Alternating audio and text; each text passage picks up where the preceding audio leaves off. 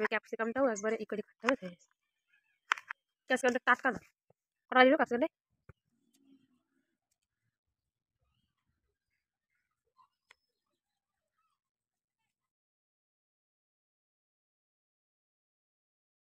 Hello guys, welcome back to my channel Promiya creation. তো তোমরা সবাই কেমন আছো? আশা করছি ভালো আছো। তো এখন বাজে 11:30 প্রায়। তো এখন থেকে ভিডিওটা স্টার্ট করছি, সকাল থেকে ভিডিও স্টার্ট করিনি।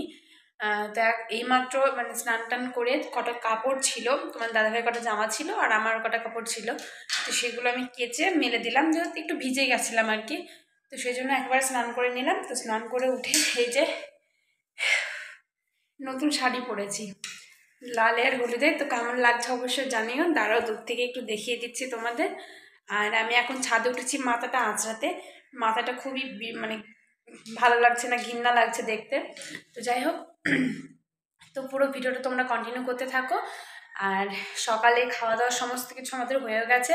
তো সকাল থেকে ভিডিওটা স্টার্ট করিনি, তার কারণ হচ্ছে মানে মনে ছিল না, আর এমনিও করিনি। ঠান্ডা যা লেগেছে কি বলবো, তোমার দাদাভাইও ঠান্ডা লেগেছে, আমারও ঠান্ডা লেগেছে। আমার জ্বর এসেছিলো, জ্বরটা ঠিক হয়ে গেছে ওষুধ খেয়ে। আর তোমার দাদাভাই ঠান্ডা ভালো হয়নি, আমারও ঠান্ডা ভালো হয়নি। কথা হয়তো তোমরা বুঝতে পারছো আর কি শুনে। তো সকাল মানে শীতকাল মানে তো অনেক ঠান্ডা। তো যাই হোক, আর তোমাদের দাদাভাই এখন বাড়িতে নেই, ও গিয়েছে একটু বাজারে গাড়ি সার্ভিসিং করতে। তো বাজার থেকে আসুক, তারপর ওকে শেয়ার করবো আর কি। তো চলো পুরো ভিডিওটা কন্টিনিউ করতে থাকো। এই যে ছাদে উঠছি। বাবা ছাদে রোদ বেশ ভালোই আছে। ওই যে ওই কাপড়গুলো ছিল সমস্ত কিছু মানে কেচে মেলে দিয়েছি, এখন শুকোনোর পালা। আর একটু পরে আবার ভেজালে আর শুকোতে চায় না, তো ওই জন্য একটু তাড়াতাড়ি দিয়েছি। আর একা একাই এই শাড়িটা পরলাম, তো এমনি নতুন শাড়ি, তো শাড়িটা পরেছি হয়নি ভালো জানি। তোমার দাদাভাই থাকলে তো একটু কুচি টুচি ধরে দেয়, তো নেই, তাও একটু পরলাম। তো দাঁড়াও পুরো লুকটা দেখাচ্ছি তোমাদের। আর তারপরে এই যে দাঁড়িয়ে পড়লাম এক সাইডে মাথাটা আঁচড়ানোর জন্য। আর চুলে না একটু জটই হয়েছিল, তার কারণ হচ্ছে আমি রাত্রিবেলায় না চুল মানে বেঁধে রেখে শুতে পারি না, তো এদিক ওদিক হয়ে যায় একটু, তো ওই জন্য একটু জট বেঁধে গেছে আর কি। তো যাই হোক একটু ছাড়িয়েও নিলাম। আর চুল পড়ছে, আর কার কার মানে এরকমভাবে চুল পড়ছে তো অবশ্যই জানিও। আমার তো মনে হয় যে আবহাওয়া পরিবর্তনের জন্য, আর না হলে মানে আমার না এখানকার জলের একটু প্রবলেম, মানে আয়রন আছে আর কি, বাবার বাড়িতেও আছে এখানেও আছে। তো যাই হোক চুল ঝরে পড়ছে, যদি কারোর উপায় থাকে জানো তো জানিও। তো এই যে মাথাটা আঁচড়ে নিয়েছি, আর আজকে চুলে জল দিইনি, তার কারণ হচ্ছে কালকে দিয়েছিলাম তো ওই জন্য। তো যাই হোক, আর দুটো রিলস বানিয়ে নিই, শাড়িটা পরেছি যেহেতু দুটো রিলস বানিয়ে নিই, তারপর দেখা করছি তোমাদের সঙ্গে। তারপর রান্না বান্না পড়ে আছে, রান্নাও করতে হবে এখনো। তো চলো দেখতে থাকো ভিডিওটা। তো বন্ধুরা, ছাদ থেকে চলে এসেছি, ভিডিও টিডিও বানিয়ে এবার রান্না করবো। চলো কি রান্না করি সেটাই তোমাদের সঙ্গে শেয়ার করি। আর আমি না ঠিকঠাক মতো শাড়িটা সামলাতে পারছি না, কারণ নতুন শাড়ি, আবার তার উপরে পরেছি উল্টোপাল্টা করে, মানে এইটা আমার আঁচলটা অনেক বড় হয়ে গেছে। চলো রান্না করব। আর রান্নাতে আজকে হবে মাছ রান্না হবে, আর হবে, আর দেখি কি করি, কি করা যায়। দেখো এটা হচ্ছে মায়া মাছ, এটা তোমার দাদাভাই নিয়েছে সকালবেলায়, তো রেখে দিয়েছিল, তারপরে দুজন মিলে ধুয়ে নিয়েছি। মায়া মাছ বলে এগুলোকে। তো যাই হোক করে ছাড়িয়েছি, এবার রান্না হবে। এখনো কিছুই কাটিনি, সবজি টবজি এবার কেটে নেব। তো এই যে সবজি কাটছি, মানে বেগুন দিয়ে আলু দিয়ে মাছটা দিয়ে রান্না করব ওই জন্য। তো বেগুনটা কাটতে গিয়ে দেখছি এক সাইডটা কেমন যেন একটু হয়ে গেছে, তো ভালো ভালো বেগুনও আছে, তো সেগুলো আর কাটলাম না। তো আমি ভাবছি যে এটা আবার নাহলে আরও খারাপ হয়ে যাবে, তো ওই জন্য এটা কাটলাম। আর এগুলো না ভালোই বেগুন নিয়ে এসেছি, কিন্তু ভিতরে আবার কেটে দেখা যাচ্ছে যে একটু একটু মানে পোকা আর কি। আর মানে ভালো বেগুনের থেকে পোকা বেগুনগুলোই বেশি ভালো, তার কারণ হচ্ছে ভালো বেগুনগুলোই সব থেকে যেগুলো ভালো হয় আর কি, সেগুলো কিন্তু পোকাতে খায় আর কি।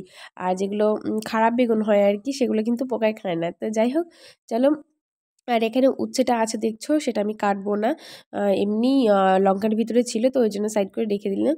আর এদিকে আদা জিরে তারপরে রসুন এগুলো বাটবো বলে এক সাইড করে রেখে দিলাম। আর এটা হচ্ছে এই বেগুনটা কালকের বেগুন, তো ওই জন্য আবার মানে অল্প অল্প এই সাইডগুলো কেটে ফেলে দিলাম, ভালোটা নিয়ে নিলাম আবার। তো যাই হোক রান্নাবান্না শিখে গেছি তো ভালোভাবেই।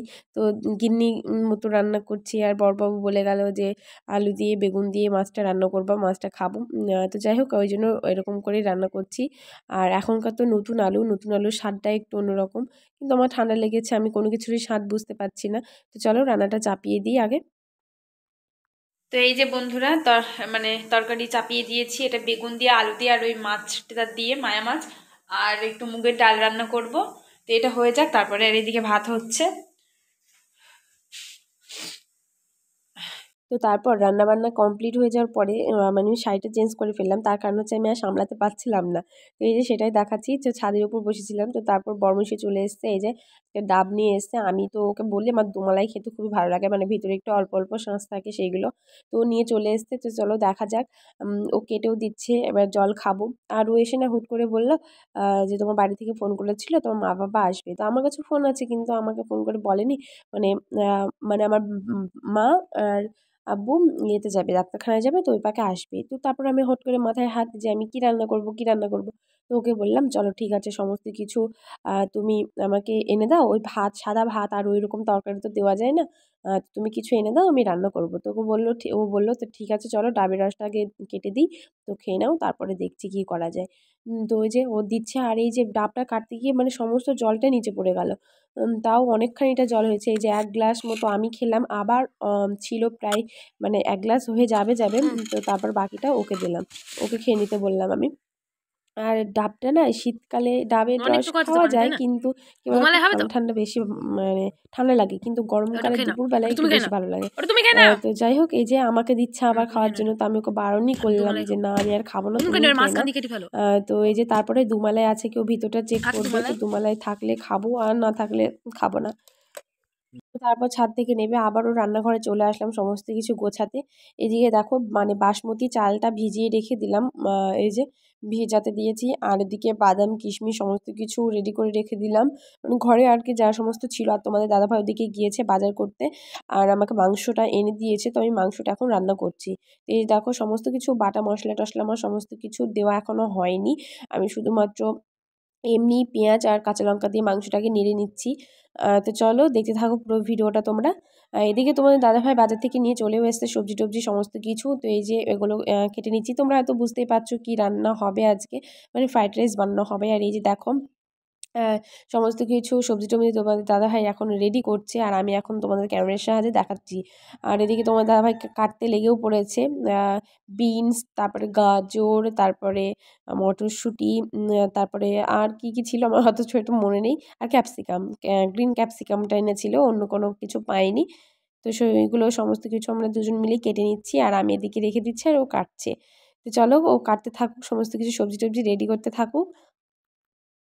আর এই যে দেখো গাজরগুলো সমস্ত কিছু সুন্দরভাবে কেটে কেটে দিচ্ছে। আর ওর হাতের কাজ না খুবই ভালো, মানে আস্তে আস্তে করবে কিন্তু খুব সুন্দরভাবে সমস্ত কিছু কাজও গুছিয়ে করে দেয়।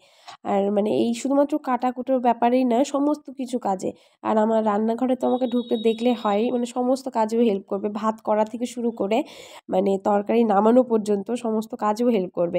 আর যে টাইমটা থাকে না সেটা সেটা তো করতে পারে না আর কি। আর কিছু কিছু টাইম ওকে বাইরে যেতেও হয় আর কি। তো তাই আমি আর কিছু বলিও না।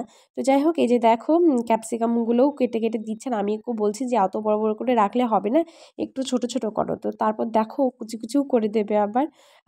তো এদিকে আবার তোমার দাদাভাই না মোচাও একটা নিয়ে এসছে, ও খেতে ইচ্ছা করেছিল, তো একটা মোচা পেয়েছে আজকে, তো নিয়ে চলে এসছে। তো ও বললো যে আজকে কেটে টেটে সমস্ত কিছু রেখে দেবো, তো কালকে রান্না করবো, ভাতের সঙ্গে খাবো। আর ওদিকে তো আমি ভাত রান্না প্রথমে করেই ফেলেছি, তো সেগুলো আমরা দুজনে খেয়েও নিয়েছি। তো তারপর আবার খাবো পরে। তো চলো এই যে দেখো মোচাগুলো ছাড়াতে লেগেছি। মোচাগুলো আমি পারছি না, তো আমি বারবার ওকে জিজ্ঞেস করছি এরকম এরকম করে। তো বলছে হ্যাঁ, আর আমি বলছি আমার নখ কালো হয়ে যাবে। আমি না বাবার বাড়িতে পেঁয়াজ টেঁয়াজ কোনো কিছু কাটতাম না, তার কারণ হচ্ছে নখ কালো হয়ে গেলে না অনেক দিন পরে ছাড়া ওঠে না। তোমরা হয়তো অনেকেই খারাপ ভাববে যে নখ কালো হয়ে যাবে এরকম একটা ব্যাপার। তো যাই হোক আমার এটা মনে হয়, আর আমি পেঁয়াজ কাটলে সবাইকে দিয়ে কেটে নিই আর কি, মাকে দিয়ে, কিন্তু রান্নাবান্না সমস্ত কিছুই করি যেদিন ইচ্ছা করে। আর এখানে তো তোমার দাদাভাই কেটে দেয়, আবার আমি সময় সময় আমিই কেটে নিই। এখানে তো আবার কাকে বলবো বলো, সময় যখন পাই না। কিন্তু মিথ্যা কথা বলবো না, তোমার দাদাভাই কেটে দেয়। তো যাই হোক ওদিকে সমস্ত কিছু কাজবাজ সেরে এসে নিচে চলে এসেছি, আর নিচে একা একাই ক্যামেরা ধরে একা একাই সমস্ত কিছু তোমাদের সঙ্গে শেয়ার করলাম।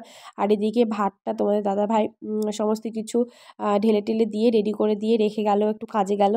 আর ওদিকে আমি ঘি দিয়ে সমস্ত সবজি টবজি সমস্ত কিছু ভেজে নিচ্ছি। প্রথমে মানে গাজরটা ভেজে নিচ্ছি আর কি। গাজরটা তার কারণে একটু সিদ্ধ হতে প্রবলেম হয়, তো একটু ভাজা ভাজা আগে করে নিলে ওটা একটু নরম হয়ে যায়, তারপর অন্য কোনো সবজিগুলো দিয়ে দেবো।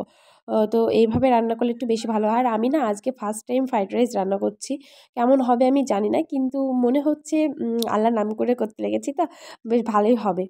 তো ওদিকে আমি চাপিয়ে দিয়েছি সমস্ত কিছু, তো চলো হতে থাক আস্তে আস্তে। আর এদিকে ঢাকা দিয়ে রেখে দিলাম অল্প একটু সিদ্ধ হয়ে যাবে বলে। আর এদিকে আমার চিকেনটা রান্না করা হয়েও গেছে, চিকেনটা আমি ঝোল করিনি, মাখো মাখো করেছি, কারণ ভাত দিয়ে ভালো লাগবে খেতে।